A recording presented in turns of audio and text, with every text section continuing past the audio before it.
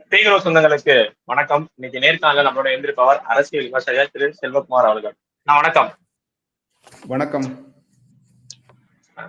கரூர்ல நடந்தது பிளான் பண்ணி நடந்ததா? ஏன்னா கைது பண்றதா இருந்தா என்னைய பண்ணுங்க அப்படின்னு சொல்லிட்டு நேற்று தாவேகா தலைவரும் நடிகருமான விஜய் அவர்கள் காணொலியை வெளியிட்டிருக்காரு. இந்த பக்கம் அரசு தரப்புல இருந்து எந்த ஒரு பிளானும் இல்லை. அவங்க கேட்ட இடம் எல்லாமே பாத்தீங்கன்னா அங்க அதுக்கான உகந்த இடம் கிடையாது அப்படின்னு சொல்லிட்டு நேற்று பிரஸ் மீட்ல அவங்க சொல்லியிருக்காங்க. ஸோ இந்த சம்பவம் அதோட பின்னணி என்ன? இது வந்துங்க தமிழ்நாட்டில் கரூர்ல இப்ப நடந்திருக்கிறது தாங்கி கொள்ள முடியாத மிகப்பெரிய துயரம். எந்த ஒரு அரசியல் கட்சி மாநாட்டிலுமே இது போல நடந்ததா வரலாறே கிடையாது. இதுதான் முதல் முறையாக 41 பேர் இறந்திருக்கிறதா லேட்டஸ்ட் தகவல்கள் சொல்லுது. இதுல நம்ம ஒரு பக்கம் புதுசா கட்சி தொடங்கியிருக்காங்க. அவர்கள் தரப்புல பார்த்தோம்னா நிறைய சின்ன சின்ன குழப்பங்கள், இன்னும் கூட பெட்டரா நடத்திருக்கலாமா அப்படின்னா அந்த கேள்வியை அதை நம்ம ஒதுக்கி தள்ள முடியாது. அதே சமயம் இவ்வளவு பெரிய துயர சம்பவம், இவ்வளவு பெரிய கொடுமையா 41 பேர் இறப்பதற்கு காரணம் என்ன அப்படின்னு பாக்குறப்ப நம்ம அரசோட பொறுப்பை நம்ம அதை பகுத்தாய்வு பண்ணாம நம்ம கடந்து செல்ல முடியாது. குறிப்பா நேற்று வருமானத்துறையோட அதிகாரி செயலாளர் அமுதா அவர்கள் ஒரு பேட்டி கொடுத்திருந்தாங்க. அதுல அந்த தாவேக கட்சிகள் கேட்ட இடத்தையெல்லாம் போட்டு காட்டியிருந்தாங்க. ஒரு பிபிடி பிரசன்டேஷன் பண்ணியிருந்தாங்க. அதுல லைட் ஹவுஸ் இடத்துல முதல்ல கேட்டதாகவும், அந்த இடத்துல அமராவதி ஆற்று பாலம் இருந்ததுனால அந்த இடத்த கொடுக்கல அப்படின்னு ஒரு சப்பையா ஒரு காரணம் சொல்லியிருந்தாங்க. இப்போ நம்மளுடைய கேள்வி என்ன அப்படின்னா, அது ஒரு ரவுண்டானா, நீங்க மேப்ல கூட போய் பார்க்கலாம். அதுல 3 சாலைகள் இணையற இடம். அந்த இடம் பாலம் ஒண்ணு சின்ன பாலம் கிடையாது. நீங்க கரூர் மக்கள்கிட்ட கேட்டாது பாலம் நல்ல விஸ்தாரமான அகலமா இருக்கிற புது பாலம். அந்த இடத்துல 2 பாலம் இருக்கு. ஒண்ணு பழைய பாலம், ஒன்னு புது பாலம். பழைய பாலம் இன்னைக்கு போக்குவரத்துக்கு பயன்படலாட்டியும் அது ஒரு வாக்கிங் ஜாகிங் ட்ராக்கா பயன்படுத்துறாங்க. அதுல கரூர் எம்பி ஜோதிமணி ஜாகிங் போய் பண்ண வீடியோலாம் நீங்க போய் பார்க்கலாம். அந்த பாலமே மக்கள் நடந்து போறக்கும் மக்கள் நிக்கிறதுக்கும் தகுதியான பாலம் தான் பழைய பாலம். புது பாலம் நல்ல அகலமாக நல்ல வலிமையான பாலம். அது போக அதுல இருந்து நேரா வர்ற வழி பாதை தான் உழவர் சந்தை எல்லாமே இருக்கு. அந்த ரோடு நீங்க 50,000 பேர் இருந்தாலும் தாங்கக்கூடிய இடம் அப்படிங்கிறது தான் உண்மை. இதே சமயம் ஒரு சில நாட்கள் முன்பு ஒரு மாவட்டத்திலும் ஒரு மாவட்ட தலைநகரிலும் எந்தெந்த இடத்துல அரசியல் கட்சிகள் மீட்டிங் நடத்தலாம் அப்படின்னு ஒரு லிஸ்ட் விட்டுருந்தாங்க. அதுல கரூரை பொறுத்த வரைக்கும் அவங்களோட லிஸ்ட்ல ஃபர்ஸ்ட் இருக்கிறது லைட் ஹவுஸ் தான். இந்த லைட் ஹவுஸ் ரவுண்டானா அப்படிங்கிறது அது ஒரு தியேட்டர். அங்க பெட்ரோல் பங்க் இருந்துச்சு அப்படின்னு ஏதோ காரணம் சொல்றாங்க. அதை நம்ம ஏத்துக்க முடியாது. சரி, லைட் ஹவுஸ் முதல் லொகேஷன். அடுத்த லொகேஷன் பார்த்தோம் அப்படின்னா கரூர் பேருந்து நிலைய ரவுண்டானா.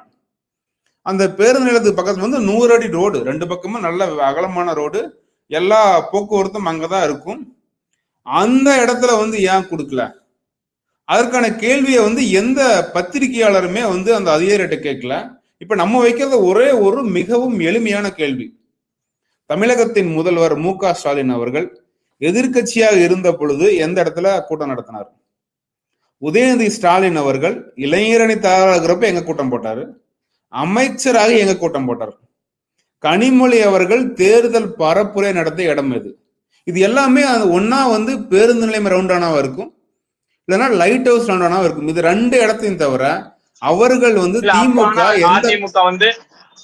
அப்ப அதிமுக இருக்கிறப்ப திமுக கேட்ட இடம் தான் தந்தாங்களா? அப்ப எதுவுமே இந்த மாதிரி அரசியல் இல்லையா?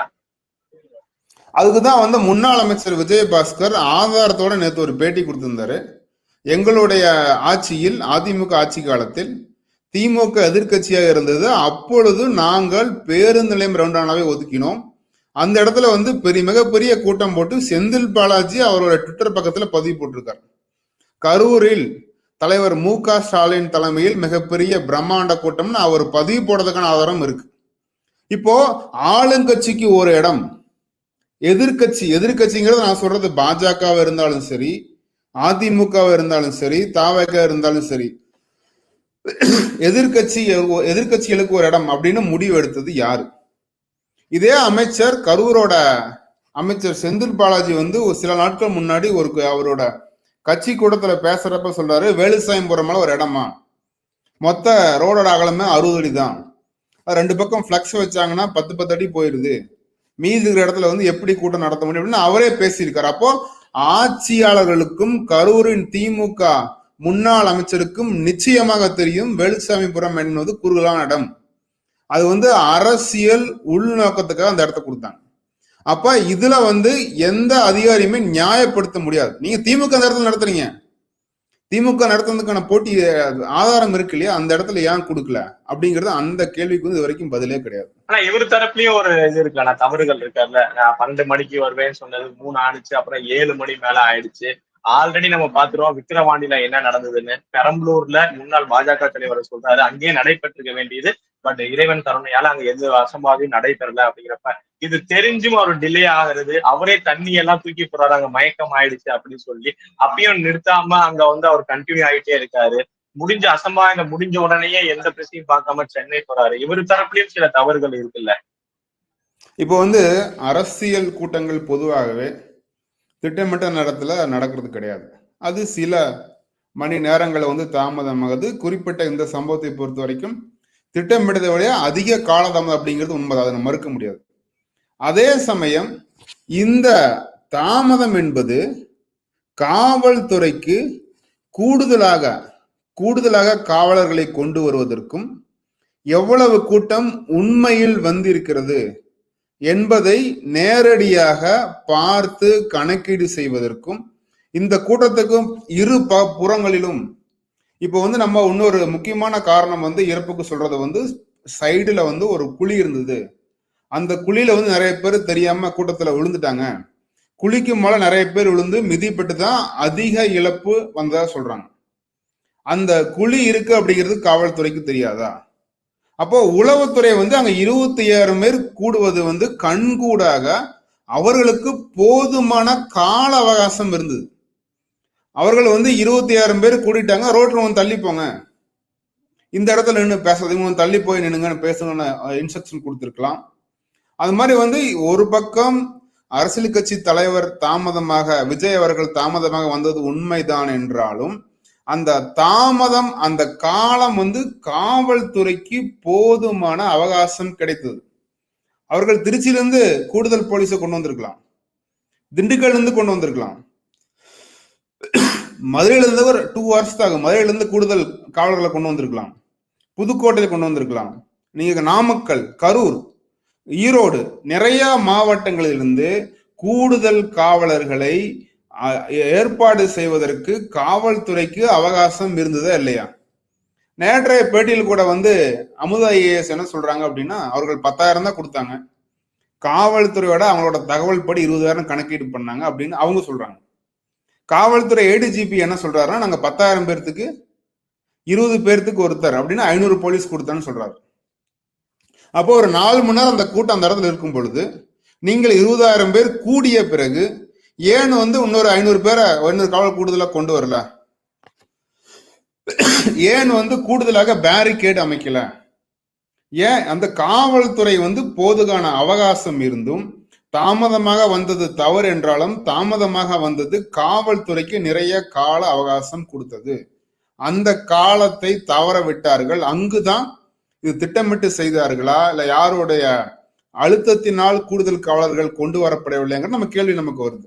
இப்ப வந்து அவர்கள் சொல்ற ஒரு காரணமே பார்த்தோம் அப்படின்னா, காவல்துறையும் மாவட்ட நிர்வாகம் முழுக்க தங்களுடைய பொறுப்பை ஒதுக்கி வைத்துவிட்டு வேடிக்கை மட்டுமே பார்த்தார்கள் அப்படிங்கிற குற்றச்சாட்டை வந்து வலிமைப்படுத்துது. இப்ப நம்ம பார்த்திருப்போம், ஒரு பக்கம் அரசாங்கம் வந்து அருணா ஜெகதீசன் அவர்கள் தலைமையில விசாரணை குழு அமைச்சிருக்காங்க. ஆனா தாவைக்கா தரப்புல இருந்து சிபிஐ வேணும் அப்படிங்கிறாங்க. அது என்ன ஆக போகுது, எந்த இது விசாரணை ஆக போகுது? அடுத்தது தேசிய ஜனநாயக கூட்டணியில இருந்து ஒரு 8 பேர் கொண்ட எம்பிஸ் அவங்க அன்னைக்கு விசாரணைக்குள்ள அமைச்சர் நேர்லயே வந்து பார்த்திருக்காங்க. அந்த விசாரணைக்குள்ள மக்கள் என்ன சொன்னாங்க அந்த எம்பிஸ் எல்லாம்? நேற்று வந்து பார்த்தோம் அப்படின்னா, இன்னைக்கு முதல்வர் அவர்கள் அறிவித்த ஒரு நபர் விசாரணை குழுவை திமுகவின் மிகப்பெரிய கூட்டணி கட்சி காங்கிரஸ் கட்சியை நிராகரித்து விட்டது. இன்றைய செய்தித்தாள்களில் பார்த்தோம் அப்படின்னா காங்கிரஸ் கட்சி வெளிப்படையா அறிக்கை கொடுத்திருக்காங்க. இந்த ஒரு நபர் விசாரணை குழுவில் உத்தரவிடப்பட்டுள்ள அருணா ஜெகதீசன் அவர்கள் தமிழக அரசிடம் மாதம் சம்பளம் பெறுகிறார். அரசிடம் சம்பளம் பெறும் ஒரு ஓய்வு பெற்ற நீதிபதி எப்படி நியாயமான அறிக்கையை தர முடியும்? ஆகவே நீதிபதி அவர்கள் தாமாகவே முன் இந்த விசாரணையிலிருந்து விலக வேண்டும் அப்படின்னு கேட்கறத எதிர்கட்சி பாஜக கிடையாது, அதிமுக கிடையாது, தாவக கிடையாது.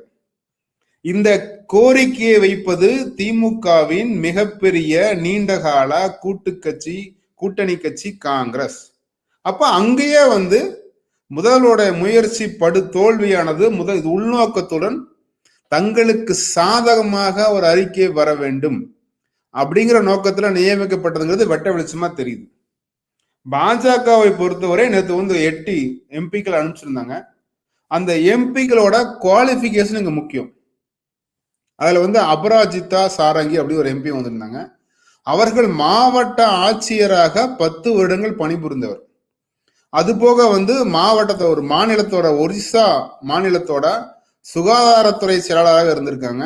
மத்திய அரசோட ரூரல் டெவலப்மெண்ட் ஊரக மேம்பாட்டுத்துறை செயலாளராக வந்திருக்காங்க. அவர்கள் நேரடியாக மக்களை சந்தித்து விட்டு இது முழுக்க சரியான திட்டமிடல் இல்லாத காரணத்தால் அரசு இயந்திரம் அரசு அதிகாரிகள் சரியாக செயல்படாத காரணத்தில் நடந்த நிகழ்வு. இதை எந்த காரணமும் சொல்லி நம்ம மூடி மறைக்க முடியாதுன்னு சொல்றாங்க. அதே மாதிரி அதே குழு ரிட்டையர்ட் டிஜிபி வந்திருக்காங்க. முன்னாள் அமைச்சர் அனுராக் தாக்கூர் அவங்க வந்திருக்காங்க. இது எல்லாத்துக்கும் தலைமை இடத்துல நம்ம ஹேமமாலினி ஒரு எம்பி, சிட்டிங் எம்பி, அவங்க 4 முறை மதுரா தொகுதியோட சிட்டிங் எம்பியா இருக்காங்க. அவங்க என்ன சொல்றாங்க அப்படின்னா, நாங்களும் பல இடத்துக்கு பிரச்சாரம் போவோம், காவல்துறை எங்களை வழிகாட்டுவாங்க, காவல்துறை இந்த இடத்துக்கு போகாதீங்க, இது நடக்கும்னு சொன்னா நாங்க போக மாட்டோம், காவல்துறை கட்டுப்பாட்டுல அங்க இருப்போம், எங்களை அதுக்கு மீறி நாங்க போகும்பொழுது எங்களை கைது செய்யும் காவல்துறை தயங்க மாட்டாங்க. அது போன்ற தடுப்பு முயற்சிகளை கரூர் காவல்துறை எடுத்ததா இல்லையா? அவர்கள் ஏன் எடுக்கவில்லை? அவர்கள் ஏன் தடுத்து நிறுத்தவில்லை? காவல்துறைக்கு தெரியுமா தெரியாதா? இது போன்ற கூட்டத்தை சமாளித்த முன் அனுபவம் காவல்துறைக்கு இருந்ததா இல்லையா அப்படிங்கிற கேள்வியை முன் வைக்கிறாங்க. அது நியாயமா தானே இருக்கு. இப்ப பொது வாழ்க்கையில் இருக்கிறவங்களுக்கு அவங்க கூட்டத்துல மக்களை சந்திக்கணும்னு விருப்பப்படுவாங்க. அது ஒரு அரசு தலைவரோட எண்ணமும் கூட. யாருமே அசம்பாவிதம் நடந்தால் பரவாயில்ல நினைக்கிறது கிடையாது. அது முதல்வர்னு சொல்லியிருக்காங்க. அப்போ அங்க இருக்கிற அரசு அதிகாரிகள் ஏன் இதை தடுக்கல அப்படிங்கிறது அவங்களோட கேள்வியா இருக்கு. அதே சமயம் நேற்றைய அவங்களோட பேட்டிகள் இருந்து பார்க்கும் பொழுது செருப்பு வீச்சு நடந்தது, பாட்டிலுக்கு 10 ரூபாய் அப்படின்னு விஜய் அவர்கள் பாட ஆரம்பித்தவுடன் செருப்பு வீச்சு நடந்தது. சில பேர் மின் தடை ஏற்பட்டதுங்கிறாங்க, இல்லைங்கிறாங்க. அதுக்குள்ள நம்ம போக வேண்டாம். செருப்பு வீச்சு நடந்தது. அதே சமயம் தேவையில்லாமல் ஆம்புலன்ஸ் கூட்டத்துக்குள் வந்தது பிடித்து. அப்ப கத்தி குத்துலாம் நடந்துச்சுன்னு சொல்றாங்க. இந்த ஆம்புலன்ஸ் அரசியல் என்ன? இதேதான் எதிர்கட்சி தலைவராக இருக்கிற எடப்பாடி அவர்களும் சொல்றாரு, இப்ப விஜயும் சொல்றாரு. அது என்ன ஆம்புலன்ஸ் அரசியல்? அவ்வளவு போன் பண்ணாங்கன்னா வர்றது முதல் உதவி பண்றது வர்றது ஒரு இயற்கை தானே. அதுல என்ன அரசியல் நடக்க போகுது? இல்ல, இதுல நமக்கு ஆம்புலன்ஸோட நோக்கம் என்ன? யாரோ ஒரு நபர் விபத்திலோ ஏதோ ஒரு காரணத்தினால உயிருக்கு ஆபத்தான நிலை இருக்கிறார். அவரை ஆம்புலன்ஸ் வேகமாக மருத்துவமனைக்கு கொண்டு போய் சேர்க்க வேணும் அப்படின்னு நோக்கத்தில் போற ஆம்புலன்ஸ் இப்ப கரூருக்குள்ள நம்ம அந்த வேலுசாமிபுரம் ரோடு அப்படிங்கிறது கரூர் ஈரோடு பைபாஸ் ரோடு. இப்ப அந்த ரோட்ல கூட்டம் இருக்கிறப்ப கூட்டத்துக்குள்ள நீங்க உள்ள போய் கூட்டத்தை கடந்து போறது சீக்கிரம் போய் சேர முடியுமா? அதுக்கு பேரலா நீங்க ஒரு 200 மீட்டர் போனீங்கன்னா கரூர் கோவை சாலை இருக்கு. அந்த சாலையில போய் மருத்துவமனைக்கு போறது ஈஸியா இருக்குமா? சோ அப்போ ஆம்புலன்ஸ் தேவைக்கு செல்வது தவறு கிடையாது. திட்டமிட்டு மாற்றுப்பாதை, வேகமாக செல்லக்கூடிய மாற்றுப்பாதை இருக்கும் பொழுது கூட்டத்துக்கு நடுவில் எதற்காக ஆம்புலன்ஸ் வருகிறது? அதுதான் கேள்வி. அப்ப அது அதிமுக கூட்டத்தில் ஆகட்டும், பாஜக நடத்திய எண்மண் எண்மக்கள் யாத்திரையில கூட பார்த்தோம்னா, முன்னாள் தலைவர் அண்ணாமலை அவர்கள் நடத்திய யாத்திரையில கூட பார்த்தோம் அப்படின்னா, அதுலயுமே ஆம்புலன்ஸ் சில இடங்களில் தேவையில்லாம உள்ள வந்துட்டு போகும். பேரலா ஒரு ரோடு இருக்கும். இது வந்து உங்களுக்கு அந்த கூட்டம் நடக்குது அப்படிங்கிறப்போ அந்த இடத்த பிளாக் பண்றாங்க. அதுக்குள்ள போய் வர ஆம்புலன்ஸுக்கு கஷ்டம் தானே. ஏன் மாற்றுப்பாதையை பயன்படுத்த மாட்டேங்கிறாங்க? சாதாரண பொதுமக்கள் வந்து மாற்றுப்பாதையில போகும் பொழுது ஆம்புலன்ஸ் அந்த வழியில் போறதானே வேகமா போய் சேர முடியுது. இது வந்து திட்டம் மட்டும் உள்ள தள்ளுறாங்க. அதே போல இன்னொரு கேள்வி நேற்று வந்து பள்ளி கல்வித்துறை அமைச்சர் கூட ஒரு பத்திரிகையாளர் கேட்டு வந்திருப்பாரு. என்ன கேட்டாரு அப்படின்னு பார்த்தோம் அப்படின்னா, எப்படி 41 ஆம்புலன்ஸுமே கரூர் மாவட்ட திமுக மருத்துவர் அணி அப்படின்னு இருந்துச்சு அப்படின்னு அதுக்கு பதில் கிடையாது. ஏன் திமுக கொடி கட்டினா திமுக பெயர் வைத்த ஆம்புலன்ஸ் அங்க வந்தது அப்படிங்கறது கேள்வி இருக்கு.